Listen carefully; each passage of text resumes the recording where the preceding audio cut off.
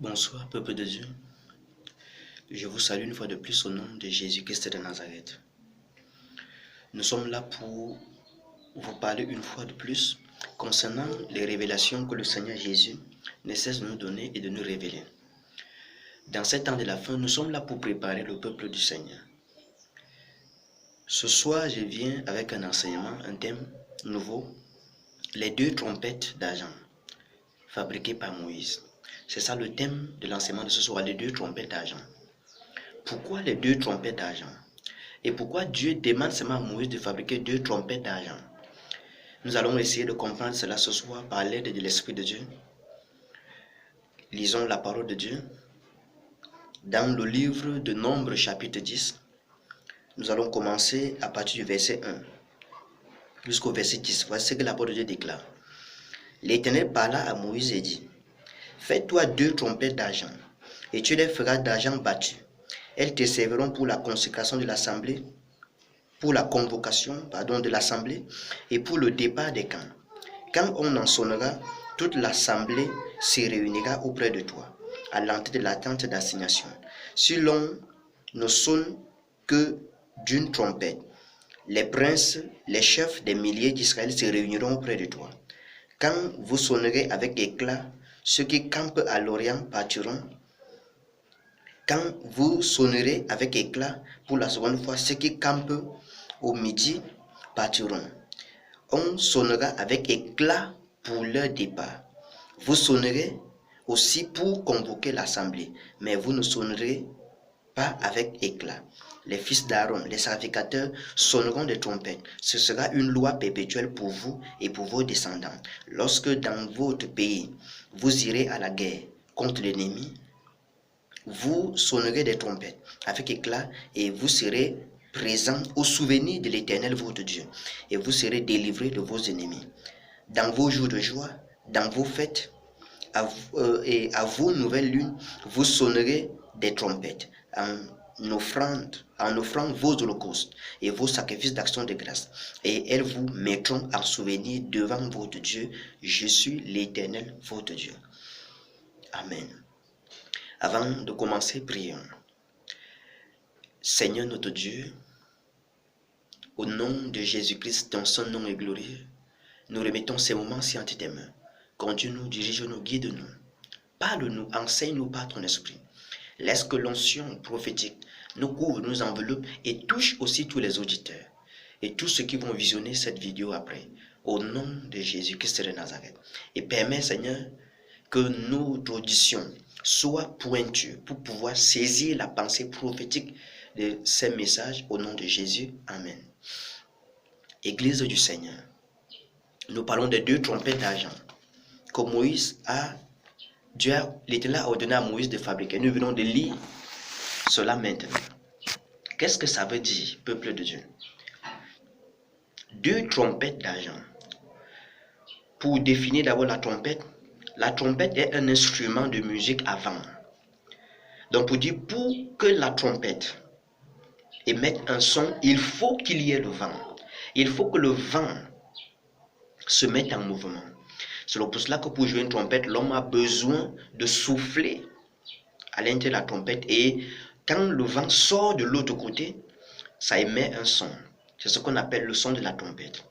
Or, prophétiquement, selon la parole de Dieu, dans le psaume 89, le verset 16, la Bible dit ceci. Heureux le peuple qui écoute le son de la trompette.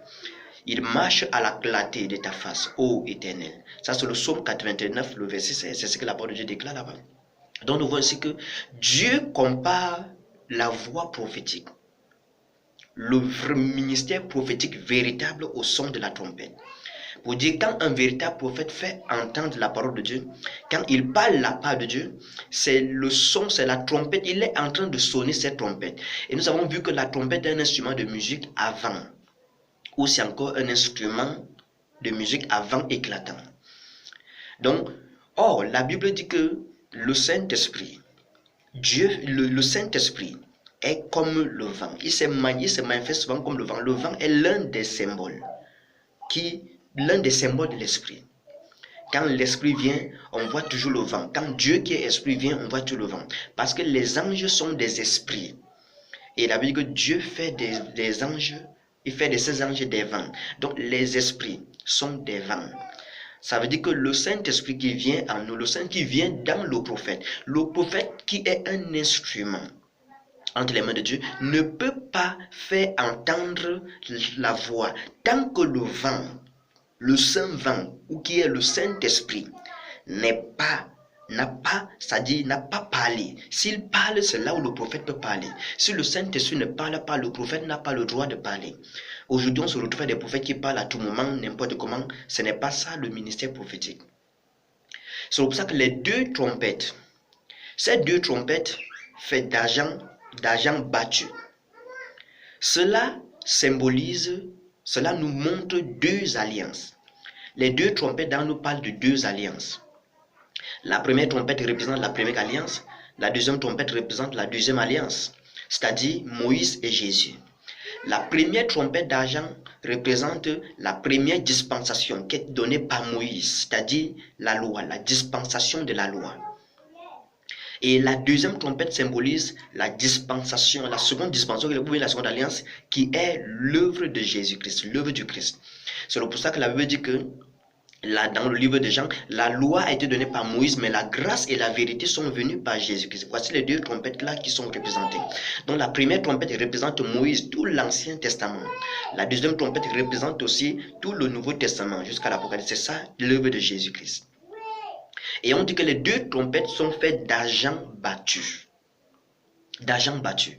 C'est-à-dire, quand on parle de l'argent, selon Nombre chapitre 4, à partir, je crois, du verset 50 à 51, vous allez voir, la Bible nous dit ceci, que l'argent a été utilisé là-bas pour racheter les 273 personnes au milieu du peuple d'Israël qui dépassait le nombre des Lévites. Donc l'argent ici symbolise le rachat.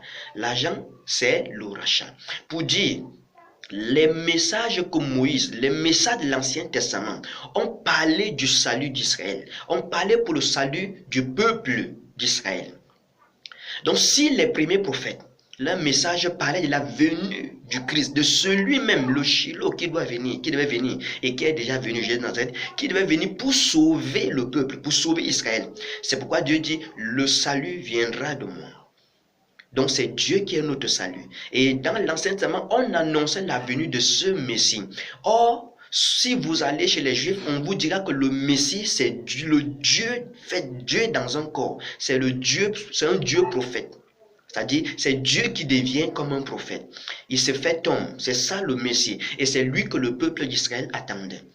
C'est pourquoi les deux trompettes que Dieu a demandé à Moïse de fabriquer, c'était la prophétie de la première dispensation, de ce que Moïse faisait. Et c'est pourquoi Dieu dit, quand nous avons lu, regardez, la Bible dit, au verset 1, l'Éternel parla à Moïse et dit, fais-toi 2 trompettes d'argent, tu les feras d'argent battu. Elles te serviront pour la convocation de l'assemblée, pour le débat des camps. La signification de ces 2 trompettes sont mentionnées au verset 2. Dieu dit, elles te serviront pour la convocation de l'assemblée et pour le départ des camps. Ça, c'est les 2 trompettes sont définies au verset 2. C'est-à-dire la première dispensation. Moïse, la loi de Moïse était là pour rassembler le peuple. La première trompette était là pour rassembler. C'est pour ça que dans Exode 19, vous allez voir Dieu dit à Moïse, rassemble le peuple au pied de la montagne. Moïse a rassemblé le peuple où Dieu lui a dit, va descendre, sanctifie le peuple, qu'il lave les vêtements aujourd'hui et demain, et qu'il se prépare pour le 3e jour. Le 3e jour, l'Éternel descendra aux yeux de tout le peuple. Nous avons déjà eu enseigné cela. Dans nos vidéos, vous allez trouver cet enseignement. Le 3e jour, l'Éternel descendra aux yeux de tout le peuple. Ici, la première trompette qui symbolise Moïse ou la première alliance était là pour rassembler le peuple parce que Dieu était en train de travailler pour former une nation. Souvenez-vous que Dieu a dit à Moïse que je punis l'iniquité des pères sur les enfants jusqu'à la 3e et à la 4e génération. Or, étant donné que c'est Moïse qui a donné cette prophétie, Moïse, cela devait s'accomplir. Dieu punit l'iniquité des pères sur les enfants jusqu'à la 3e et à la 4e génération. Regardez bien, depuis Adam jusqu'à Noé, il y a eu 1000 ans. Depuis Noé jusqu'à Abraham, il y a eu 1000 ans. Depuis Abraham jusqu'à Moïse, il y a eu 1000 ans. Et depuis Moïse jusqu'à Jésus, il y a encore eu 1000 ans. Ça fait 4000 ans. Donc Jésus est venu au 4e millénaire. Et Dieu dit à Moïse, je punis l'iniquité des pères dans les eaux de vin, juste sur les enfants, jusqu'à la 3e et à la 4e génération. Donc Dieu ôte la malédiction. Dieu ôte la malédiction, c'est-à-dire le péché commis par les parents, la malédiction entraînée sur les enfants par les pères, s'arrête à la 3e ou à la 4e génération. C'est pour cela que Jésus vient au 4e millénaire, parce que selon la parole de Dieu, selon le livre de 2 Pierre 3, la Bible dit, et le psaume 90, la Bible dit que devant Dieu, un jour est comme 1000 ans, et 1000 ans sont devant Dieu comme un jour. Ça, c'est dans 2 Pierre 3, vous allez voir, c'est au verset 8. C'est ce que la parole de Dieu déclare. Donc, si devant Dieu, un jour est comme 1000 ans, et 1000 ans sont comme un jour, Jésus qui vient au 4e millénaire, ça veut dire que c'est le 4e jour. C'est aussi, ça représente aussi encore la 4e génération. Or, Dieu dit à Moïse, je punis l'iniquité des pères sur les enfants jusqu'à la 3e et la 4e génération. C'est à la 3e ou à la 4e génération que la malédiction est ôtée, que le péché, la punition du péché s'arrête. Et là, après la 4e génération, c'est une nouvelle génération qui doit s'élever, qui doit commencer. C'est pour ça que Jésus vient au 4e jour, c'est-à-dire la 4e génération, parce que l'iniquité des pères a été punie sur les enfants. Les enfants ont été punis à cause du péché des pères. Donc le péché d'Adam et le péché de tous les hommes, cela est allé jusqu'à la 4e génération. Et Dieu a puni tout le peuple. C'est pourquoi le peuple traversait des moments difficiles, c'est pourquoi le peuple souffrait ainsi. Tout ça, c'était parce que Dieu était en train de punir cela. Il tente de punir les enfants à cause des pères. C'est pourquoi dans Ézéchiel 18, Dieu prophétise et dit, désormais on ne prononcera plus ce proverbe en Israël, où les pères ont mangé des raisins verts et les dents des enfants en ont été agacées. Il dit, après cela, celui qui va manger des raisins verts, ce sont ses propres dents qui seront agacées. On ne punira plus les enfants pour les pères, on ne punira plus les pères pour les enfants. Donc de nos jours, qu'on cesse de nous dire que les péchés de nos ancêtres nous influencent. Non. Ici, ce que Dieu était en train de dire, c'est que l'âme qui pêche, c'est celle qui mourra. Si tu pêches, tu meurs pour tes propres péchés. Nous pouvons être influencés parce que nos ancêtres ont vendu des générations futures autres, mais leur péché ne peut plus nous influencer. L'âme qui pêche, c'est celle qui mourra. Donc, c'est un peu par rapport à ça. Et c'est pourquoi les deux trompettes, dans la première trompette, Moïse a utilisé sa trompette. Tous les trompettes, regardez même quand les prophètes prophétisaient, ils disaient, revenez à l'Éternel. Ils travaillaient pour rassembler, Regardez même dans 1 Roi 18. Élie a rassemblé le peuple tout autour de l'autel de l'Éternel qu'il a rebâti avec les 12 pierres. C'est ça la première trompette. L'Ancien Testament a tellement été fidèle à sa trompette au point où tout ce que Dieu a prophétisé, cela est arrivé exactement. Ils ont vu chaque chose clairement. C'était des vrais prophètes. C'est-à-dire la première trompette a été bien sonnée, a été bien utilisée par les premiers prophètes. Parce qu'ils ont vu la même chose, ils ont parlé la même chose. Et toutes leurs prophéties, toutes leurs paroles se sont accomplies. Et ces paroles s'accomplissent devant nous de jour en jour. Vous voyez, quand nous lisons le Nouveau Testament, nous voyons l'accomplissement de la première trompette. L'œuvre de Jésus-Christ à la croix. C'est la preuve que les premiers prophètes ont sonné véritablement et normalement leurs prophètes, comme Dieu attendait de leur prophétie, leur trompette, comme Dieu attendait réellement d'eux. C'est ça l'ancienne alliance. Regardez Jean-Baptiste qui est le dernier prophète. Dans Luc 1, la Bible dit, il ramènera les cœurs des enfants vers les pères, les cœurs des pères vers les enfants et les cœurs des enfants vers les pères. Regardez comment il rassemble le peuple. Et la Bible dit qu'il est suscité pour marcher devant Dieu avec l'esprit et la puissance d'Élie, pour ramener les rebelles à la sagesse des justes. Vous voyez, c'est ça la première trompette. La première trompette était là pour rassembler. Et la preuve, si cette trompette a été faite d'ailleurs, c'est pour que cette trompette était là en sonnant, c'était pour racheter le peuple. Dieu voulait racheter son peuple. Et ce pourquoi le peuple était rassemblé par les premiers prophètes, c'était afin d'être rassemblé, afin d'être racheté, je veux dire. C'est pour ça que Jésus-Christ à la croix, à l'accomplissement de cette première trompette, nous voyons le peuple rassemblé au pied de la croix. Et il voyait comment le sacrifice se faisait. C'est comme ça que ça se passait. Celui qui venait faire le sacrifice posait la main sur l'animal et il confessait ses péchés. On sacrifiait l'agneau devant lui et on allait avec le sang de l'animal dans le lieu très saint pour faire l'expiation des péchés. Vous voyez? C'est pour ça que le peuple était rassemblé. C'est pour ça que ce jour, quand devant Pilate, ce sont les chefs Les leaders qui ont convaincu le peuple de demander qu'on les livre Barnabas et qu'on crucifie Jésus. C'est une prophétie qui s'accomplit parce que la Bible dit, quand c'était l'expiation annuelle de toute la nation juive, seuls les leaders imposaient les mains sur l'agneau et confessaient les péchés. Ça, c'était pour l'accomplissement de cette prophétie, de cette révélation. Et ici, la première trompette a été sonnée clairement. Ça, c'était pour le rassemblement du peuple selon le verset 2 de Nombre 10.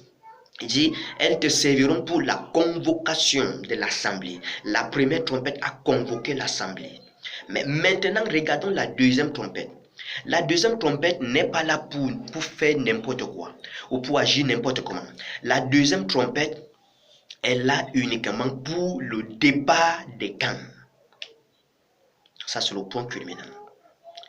La deuxième trompette d'argent. Souvenez-vous, cette trompette est toujours faite d'argent. C'est pour dire, c'est fait en or battu. Ce n'est pas facile, l'œuvre de Dieu. Travailler, ce n'est pas facile. Pour dire, le message de Jésus n'est pas facile. Moïse a souffert le peuple, ça la trompette battue. Jésus a souffert pour donner le salut, ça la trompette battue. C'est ça la trompette battue. Et c'est fait d'argent. Pour dire, le message de Jésus, c'est pour racheter. Nous, les prophètes de ce temps, nous, les prédicateurs. C'est pourquoi Jésus dit, la Nouvelle Jérusalem a 12 fondements. Et sur ce fondement, sur chaque fondement, il y a le nom de chaque apôtre. Pour dire, c'est ça l'église apostolique. Or, un apôtre, c'est un envoyé. Nous étant des envoyés, nous sommes envoyés de la présence du Seigneur pour venir préparer l'église, pour venir bâtir l'église. Parce qu'on dit que ces dons, selon Éphésiens 4, ces dons de ministère sont donnés pour l'édification du corps de Christ en vue de l'œuvre du ministère. En vue de ministère et pour l'édification du corps de Christ, pour le perfectionnement des saints. C'est ça la mission apostolique. Or, quand on parle de l'église apostolique, c'est tous les apôtres, c'est tous les baptistes de l'église, tous ceux qui ont des ministères et des églises et qui enseignent. C'est ce que Dieu voulait nous dire là-bas, que c'est ça l'église. C'est ce qu'on parle de l'église apostolique, Dieu parle du corps de Christ en général. Donc, nous, les apôtres, nous sommes appelés à sonner la deuxième trompette, la trompette de Jésus-Christ, le message de Jésus-Christ. Et selon le verset 2 de Nombre 10, ce verset nous dit ceci, que la deuxième trompette, c'est pour le départ des camps. Vous voyez? La deuxième trompette est là pour le départ des camps. Ça, c'est terrible. Quand on voit ce que les serviteurs de Dieu, ses apôtres sont en train de prêcher, ses prophètes, ses évangélistes, ses pasteurs d'autres de prêcher, vraiment, c'est terrible, c'est lamentable. Ce n'est pas pour préparer le peuple à l'enlèvement. Quand on parle du départ des camps, c'est ça la prophétie de l'enlèvement. La première trompette est là pour rassembler. La deuxième trompette, c'est pour le départ des camps. Nous devons partir. Quand on sonne avec éclat, nous devons partir. C'est pour ça que la parole de Dieu est en train d'être prêchée, révélée maintenant par plusieurs serviteurs de Dieu dans le monde, par plusieurs prophètes. Ça, ce sont les messagers, les ouvriers de la dernière heure. Nous sommes les ouvriers de la dernière heure. Nous sommes les messagers de l'église des temps de la fin. Je bénis le Seigneur parce que j'ai fait partie des prophètes qui sont envoyés pour préparer l'église à l'enlèvement. Moi, j'ai décidé de sonner la deuxième trompette et je vais sonner cette trompette. La trompette, c'est la prophétie. C'est le message prophétique qui prépare le peuple à l'enlèvement, qui prépare l'église à l'enlèvement, qui prépare qui nous prépare, c'est-à-dire le camp pour le départ. Nous devons quitter le lieu où nous sommes pour aller vers la terre promise, la Jérusalem céleste. Église de Jésus-Christ. Chers apôtres, prophètes, chers ministres de Jésus-Christ. Si réellement vous êtes ministre, vous devez revoir votre message. Est-ce que votre message prépare le peuple à l'enlèvement? D'autres vont dire non, ce sont des messages qui font dormir. Ce sont des messages qui ne donnent pas la vie à l'église. Écoutez, le réveil n'est pas le bruit. Non, ne confondez pas le réveil avec le bruit. Ce n'est pas parce que le jour de la Pentecôte, il y a eu un bruit, il y a eu un vent, que ça veut dire que l'église de réveil, l'église pentecôtiste, c'est une église qui fait de bruit. Non, vous pouvez être une église de réveil vivante mais sans faire de bruit. Voici ce que je veux que vous deviez comprendre. Vous devez sonner la deuxième trompette. C'est pour ça que la Bible dit, quand on sonnera, toute l'assemblée se réunira auprès de toi. Ça, c'est la première trompette à l'entrée de la tente d'assignation. Et c'est ce que la première trompette a fait. Ils ont rassemblé le peuple à l'entrée de la tente d'assignation. Ça, le peuple rassemblé au pied de la croix de Jésus, quand on allait crucifier le Seigneur. Vous voyez? Si l'on ne sonne que d'une trompette, les princes, les chefs des milliers d'Israël se réuniront auprès de toi. Quand vous sonnerez avec éclat, ceux qui campent à l'Orient partiront. Ouais, quand on sonne la deuxième trompette, c'est avec éclat. Pour dire, toute la parole de Dieu, de la Genèse à l'Apocalypse sera exposée, sera enseignée, sera révélée. C'est ça Jésus qui s'approche de Josué avec son épée nue. L'épée a sorti du fourreau. L'épée n'est plus dans le fourreau, c'est-à-dire l'épée selon Éphésiens 6 qui est la parole. Le fourreau qui est le voile, vous comprenez, qui couvre l'épée. Mais là, Jésus vient avec l'épée nue et il dit à Moïse, ôte les souliers de tes pieds. Vous allez écouter ce message-là parmi nos vidéos. Église du Seigneur. L'épée de Jésus est nue parce qu'il vient pour le combat. Josué est la prophétie de Jésus-Christ de Nazareth. Parce que en hébreu, si vous voyez le nom de Jésus et le nom de Josué, c'est la même chose. Ça signifie la même chose. L'Éternel Sauveur. Josué veut dire l'Éternel Sauveur. Jésus veut aussi dire l'Éternel est le Sauveur. Vous voyez, c'est ça Moïse qui laisse Josué faire entrer le peuple. Nous, les Josué de cette génération, nous devons laisser Jésus-Christ nous donner son épée nue afin de combattre. Et ce n'est qu'en ce moment que Jéricho pourra être conquis. Ce n'est qu'en ce moment que les murs de Jéricho pourront être renversés. Église de Jésus-Christ. Est-ce que dans l'église, dans des ministères où vous êtes, dans des assemblées où vous vous retrouvez, est-ce que réellement c'est la deuxième trompette qui est sonnée dans ces lieux? Si ce n'est pas la deuxième trompette, n'ayez pas honte, sortez de là. Sortez de là, parce qu'il est dit dans le livre d'Apocalypse 18, le verset 4, « Vous, mon peuple, sortez du milieu d'elle, afin de ne pas voir part à ces châtiments. Sortez du milieu d'elle. » Si l'église où vous êtes, chrétien, enfant de Dieu, on ne sonne pas la deuxième trompette, on ne vous prépare pas pour l'enlèvement. Sortez de là, cherchez là où la deuxième trompette est sonnée. N'ayez pas honte, ça ce n'est pas le temps où on va avoir honte. Ici, nous traversons des moments critiques, très dangereux. Dans ces moments-ci, dans le monde spirituel, il y a l'ampoule rouge qui clignote pour dire danger. Danger, préparez-vous, attention, attention, attention. Nous devons nous préparer. Dans le monde spirituel, c'est ce qui se passe maintenant. Tout véritable prophète vous parlera de ces choses que je suis en train de vous parler maintenant. Église de Jésus-Christ, chers serviteurs, chers leaders ecclésiastiques, vous devez sonner la deuxième trompette. C'est pourquoi la Bible dit dans le livre de Galates 3, 23 26, que la loi était comme un pédagogue pour nous conduire à Christ. Maintenant que Christ est venu, nous ne sommes plus sous ce pédagogue, nous ne sommes plus sous la loi. Parce que la première trompette a été sonnée, nous ne sommes plus sous la première trompette. Mais nous voyons les gens en train de recevoir Paul dire, nous ne sommes plus sous la loi, mais sous la grâce. Nous voyons des serviteurs, des leaders ecclésiastiques qui travaillent pour rassembler, parce qu'ils veulent rassembler beaucoup de peuples, mais sans les préparer pour le départ. Ça, c'est terrible. Nous devons sonner la deuxième trompette. Si vous avez rassemblé, sonnez la deuxième trompette. S'il y a des gens sur vous, sonnez la deuxième trompette. Préparez le peuple à l'enlèvement. Préparez le peuple pour le départ. Et sonnez avec éclat. Que la parole de Dieu soit enseignée avec clarté. Au point où même celui qui n'a pas fréquenté doit comprendre ce que Jésus-Christ est en train de dire. C'est ça l'amour de Dieu. Même si vous avez trop fréquenté, quand vous êtes un prédicateur, Jésus vous donne la capacité d'enseigner au point où ceux qui n'ont pas fréquenté vont vous écouter et ceux qui ont fréquenté vont aussi vous écouter. C'est ça la sœur de Jésus. Jésus-Christ est la nourriture convenable pour tout le monde. Et même si vous avez trop fréquenté, le Saint-Esprit vous donnera un langage spirituel afin que tout le monde soit capable de vous écouter, de vous entendre et de comprendre ce que vous êtes en train de dire. Église du Seigneur, préparez-vous. Préparons-nous pour l'enlèvement. Bientôt l'enlèvement. C'est pourquoi la Bible dit, quand vous sonnerez avec éclat pour la seconde fois, ceux qui campent au midi partiront. Vous voyez? Or, la Bible dit ceci, de l'Orient en Occident, du septentrion au midi. Quand vous sonnerez avec éclat. Église du Seigneur, faisons attention. Il faut faire attention. C'est pourquoi la Bible dit au verset 7, vous sonnerez aussi pour convoquer l'assemblée, mais vous ne sonnerez pas avec éclat. Vous voyez? Quand il faut convoquer l'assemblée, ce n'est pas avec éclat. C'est pourquoi quand vous arrivez dans les croisades, vous dites Jésus est mort pour vous, Jésus a donné votre vie pour vous, il s'est sacrifié, venez recevoir Jésus. Ça, vous sonnez la trompette, mais ce n'est pas avec éclat, c'est pour rassembler.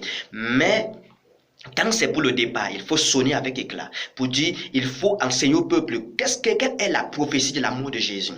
Quelle est la prophétie qui se cache derrière la souffrance de Jésus. Quelle est la prophétie qui se cache derrière toutes les paroles de Jésus, toutes les actions que Jésus a posées, les miracles de Jésus-Christ.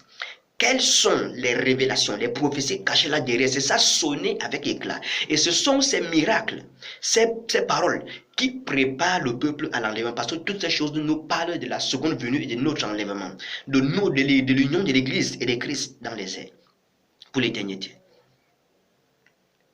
Vous voyez? C'est pourquoi nous devons faire attention. Nous devons faire attention avec notre message. Le message que nous enseignons, nous prêchons, doit être un message qui prépare le peuple à l'enlèvement. Si ce n'est pas le cas, nous sommes dans l'erreur. Et la Bible dit, lorsque dans votre pays, vous irez à la guerre. La Bible dit au verset 8, d'abord, les fils d'Aaron, les sacrificateurs, sonneront des trompettes. Ce sera une loi perpétuelle pour vous et pour vos descendants. Il dit les fils d'Aaron. Or, Aaron était le souverain sacrificateur. Tous les fils d'Aaron étaient des sacrificateurs. C'est pourquoi Apocalypse 1, le verset 6 nous dit, et qui nous a rachetés, parce qu'il a fait de nous, par son sang, un royaume de sacrificateurs. Jésus a fait de nous un royaume de sacrificateurs pour Dieu son Père, selon Apocalypse 1, le verset 6. Donc, tout chrétien est un sacrificateur. Et on dit, c'est nous qui devons sonner des trompettes. Si nous, les prédicateurs, nous sommes des sacrificateurs, c'est à nous de sonner ces trompettes. Nous devons sonner ces trompettes avec éclat pour préparer le peuple de Dieu à l'enlèvement. Et c'est pourquoi il dit ceci au verset 9. Lorsque dans votre pays, vous irez à la guerre contre l'ennemi, que vous combattrez, qui vous combattra, vous sonnerez des trompettes avec éclat, et vous serez présents au souvenir de l'Éternel votre Dieu, et vous serez délivrés de vos ennemis. Ce verset-ci nous enseigne le combat spirituel. Le combat spirituel n'est pas ce qu'on fait. Je te lis, je t'enchaîne, je te paralyse. Ce n'est pas ça le combat spirituel. Il nous dit que dans le combat, on doit sonner des trompettes avec éclat. Pour dire, dans le combat, quand tu pries, pour renverser l'ennemi, pour avoir la victoire, pour être au souvenir de ton Dieu, et qu'il te délivre de tes ennemis, il faut que pendant que tu pries, tu dois répéter la parole de Dieu. Tu dois prier avec la révélation de la parole de Dieu. Vous voyez, je prends peut-être l'exemple. Regardez les apôtres dans la barque. Quand Jésus dit, montons, allons de l'autre côté. La Bible dit qu'en ce moment, il y a un grand vent. La tempête, le vent est venu, ça batte dans la mer et les eaux étaient agitées. La barque montait, descendait, même le psaume 107 nous donne cette prophétie. Il avait dit qu'ils ont réveillé le Seigneur pour dire, Maître, sauve-nous quand nous périssons. Il s'est levé et il a réprimandé les vents et la tempête et la mer. Et il y a eu un calme. Et ils ont dit, qui est même celui-ci à qui obéisse même au vent et à la mer? Vous voyez, ça c'est la question qu'ils ont posée. Si vous commencez à utiliser cette portion des écrits ainsi comme je viens de vous parler, dans votre combat, il n'y aura rien. Vous devez sonner cette portion des écrits avec éclat pour que vos tribulations, vos problèmes se calment. Pour dire, quand même vous êtes dans des difficultés, la barque représente Jésus, elle représente l'Église, c'est ça la barque. Ça, on voit les apôtres à l'intérieur et le Seigneur. La barque représente l'Église, c'est ça qui a commencé par les apôtres, qui est dirigé par les apôtres. Et Jésus dans la barque représente le Saint-Esprit dans son Église, qui est là pour conduire son Église, qui montre la direction aux apôtres, qui sont comme des leaders. C'est ça l'Église apostolique. Et on nous dit, nous, quand nous allons souvent traverser des moments difficiles, quand l'Église va traverser des moments difficiles, il faut simplement que nous devons nous appuyer sur la mort de Jésus et sur sa raison. Parce qu'on dit que Jésus dormait à la poupe. Or, la Bible dit que quand on a lapidé Étienne, Étienne dit, Seigneur, ne leur impute point ce péché. Et Étienne s'endormit pour dire qu'il est mort. Et la Bible dit dans le livre de Daniel que plusieurs de ceux qui dorment dans la poussière se réveilleront. Vous voyez, ici, la mort, le sommet de Jésus représente la mort. Jésus était mort et ils l'ont réveillé. Le réveil de Jésus, c'est la résurrection. Pour dire, vous devez sonner ce verset avec éclat. Ce n'est qu'en ce moment que vos ennemis seront renversés et qu'il y aura le calme dans votre vie. Église de Jésus-Christ. Chers prédicateurs, leaders ecclésiastiques, est-ce que c'est ce que vous enseignez au peuple sur le combat spirituel? Ceux qui se disent des pères nous ont enseigné des choses terribles qui ne nous ont pas aidés. Mais Dieu, dans son amour, Dieu, dans sa bonté, dans sa miséricorde, parce qu'il a toujours été saisi de compassion pour son peuple. Dieu a été saisi de compassion. C'est pourquoi, en ce temps de la fin, Dieu a suscité une vague des prophètes. Et ils sont là, sont des prophètes messagers. Ils sont venus avec des trompettes. Ils vont sonner des trompettes. Et ils sont en train de sonner comme je suis aussi en train de faire ma part. Je fais ma part, j'accomplis ma part de mission. Chacun accomplit sa part. Et chacun, devant Dieu ce jour-là, recevra selon ce qu'est son œuvre. Parce qu'il est, il est celui qui vient et avec les rétributions de chacun. Peuple du Seigneur, Église du monde entier. Écoutez bien la parole de Dieu. Nous sommes tous des sacrificateurs, nous devons sonner. Et pour être délivrés dans le commerce, nous devons sonner avec éclat. Et là, nous serons délivrés de nos ennemis. Et il dit, dans vos jours de joie, dans vos fêtes et dans vos nouvelles lunes. Vous voyez, quand on parle de fête, quand on parle de nouvelle lune, ça veut dire qu'il y a une ancienne lune. L'ancienne lune est passée, ça c'est la nouvelle lune, c'est chaque chose nouvelle. Dieu est sur le point de faire quelque chose, une chose nouvelle. C'est-à-dire, à chaque fois qu'une époque passe et une autre époque arrive, quelque chose doit se passer, nous devons sonner des trompettes. À chaque génération, nous devons sonner des trompettes. Nous sommes chargés de sonner ces trompettes en cette nouvelle génération. Tant qu'on ne sonne pas la trompette, il n'y a pas ça. En sonnant la trompette, on prouve que c'est la nouvelle lune, c'est-à-dire c'est la nouvelle génération. Parce que selon le plan prophétique, la lune représente l'Église. Le soleil représente Jésus. Les étoiles représentent les chrétiens, les enfants de Dieu. Vous voyez? Donc, quand l'Église atteint à une nouvelle génération de l'Église, il faut que les trompettes sonnent. Nous devons sonner des trompettes pour cette nouvelle génération de l'Église qui doit participer à l'enlèvement. Nous devons sonner des trompettes avec éclat. Je vous en supplie, leader ecclésiastique, sonnons la deuxième trompette avec éclat pour préparer l'Église du Seigneur à l'enlèvement. Si ce n'est pas le cas, nous serons jugés sévèrement par le Seigneur. Souvenez-vous, il a dit, le jugement commencera dans la maison de Dieu, ou selon Ézéchiel, à l'autel. C'est là-bas que le jugement commence, sur les prédicateurs. Et l'apôtre Pierre dit, si nous nous sommes sauvés avec tant de peine, qu'en sera donc pour les impies? Qu'est-ce que les impies feront? Église de Jésus-Christ, nous devons sonner la trompette. Nous devons sonner la trompette. Et la deuxième trompette, qui est le message de Jésus. Et écoutez, la première trompette nous appelle au rassemblement. Et la deuxième trompette nous prépare à l'enlèvement. Regardez dans le livre de... Ouvrons nos Bibles dans le livre de Jean. Jean chapitre 14. Regardez ce que la Bible dit dans Jean 14. Regardez comment la trompette, la deuxième trompette sonne. Regardez ce que Jésus a dit au peuple. Jean chapitre 14, lisons du verset 1, verset 6. La Bible dit ceci. Regardez le message de la deuxième trompette. Que votre cœur ne se trouble point. Croyez en Dieu et croyez en moi. Il y a plusieurs demeures dans la maison de mon Père. Si cela n'était pas, je vous l'aurais dit. Je vais vous préparer une place. Et lorsque je m'en serai allé et que je vous aurai préparé une place, je reviendrai et je vous prendrai avec moi, afin que là où je suis, vous y soyez aussi. Vous savez où je vais et vous en savez le chemin. Thomas lui dit, Seigneur, nous ne savons où tu vas. Comment pouvons-nous en savoir le chemin? Jésus lui dit, je suis le chemin, la vérité, la vie. Nul ne vient au Père que par moi. Vous voyez, là on parle du départ. Il est question d'aller au Père.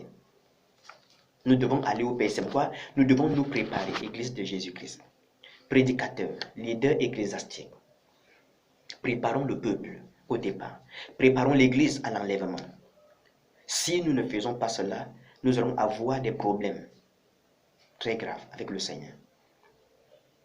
Nous aurons des problèmes avec le Seigneur. Donc, la première trompette représente l'ancienne alliance. La deuxième trompette représente la nouvelle alliance.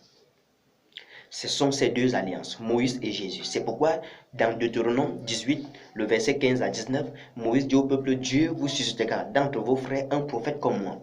J'utiliserai aussi ce même verset pour vous parler du faux prophète, de la révélation du faux prophète. Vous allez comprendre qui est le faux prophète. Dieu doit susciter d'entre vos frères un prophète comme moi. Et il dit, Dieu mettra ses paroles dans sa bouche. Celui qui n'écoutera pas ce prophète sera retranché du milieu de son peuple.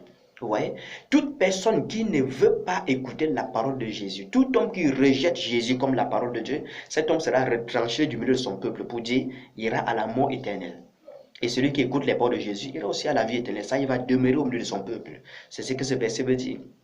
Église de Jésus-Christ, préparons-nous en enlèvement. C'est pourquoi, dans Matthieu 11, Jésus dit, vous tous qui êtes fatigués et chargés, et accablés, venez à moi et je vous donnerai du repos. La deuxième trompette est là pour nous donner le repos. Nous prépare pour nous, est en train de nous préparer pour le départ des camps, là où on va se reposer, là où notre marche va finir, là où on va cesser de souffrir sur la terre. C'est pourquoi le Seigneur disait, quand vous verrez ces choses, levez vos yeux, car votre délivrance approche. Notre délivrance est déjà là, l'Église du Seigneur. Préparons-nous pour l'enlèvement. Et chers leaders ecclésiastiques, préparons l'Église de Jésus-Christ à l'enlèvement. C'est ce que Dieu attend de nous. C'est ce que Dieu veut. C'est ce que Dieu veut de nous maintenant. C'est le seul message. Le message de la prospérité, le message de l'argent, les voyages, les mariages, les prophéties, je vois ceci, je vois cela. Ce n'est pas ce message. Ça, c'est un mauvais message, Église du Seigneur. Chers leaders ecclésiastiques, nous ne sommes pas en train de vous insulter, mais nous sommes en train de vous avertir en tant que des prophètes, des messagers. Nous sommes envoyés de la présence de Dieu pour vous préparer et pour vous avertir de laisser ce message. Car dans ce message se trouve la marque de la bête, le chiffre 666. Il faut faire attention dans ce message de la prospérité. Que ce soit l'évangile de la prospérité ou l'évangile matériel. Il faut faire attention. Dans ce message se trouve la marque de la bête. Toute église où ce message est prêché, tous les gens qui sont là portent cette marque. C'est pourquoi Dieu dit à son peuple, sortez du milieu d'eux. Sortez. La marque est encore maintenant spirituellement, mais elle sera bientôt physiquement. Donc, en tant qu'un prophète, un envoyé de Dieu, je vous parle de ces choses. Pour ceux qui ne me connaissent pas, je prendrai le temps où je vais faire une autre vidéo où je vous parlerai de mon appel, de comment ces choses sont passées et des messages que le Seigneur m'a donnés pour me dire ce qui je suis et la mission que j'ai accomplie. C'est ce que j'avais à vous dire, Église du Seigneur. Je prie que le Seigneur Jésus-Christ vous bénisse et qu'il vous garde et que sa grâce soit sur vous. Au nom de Jésus-Christ de Nazareth. Amen.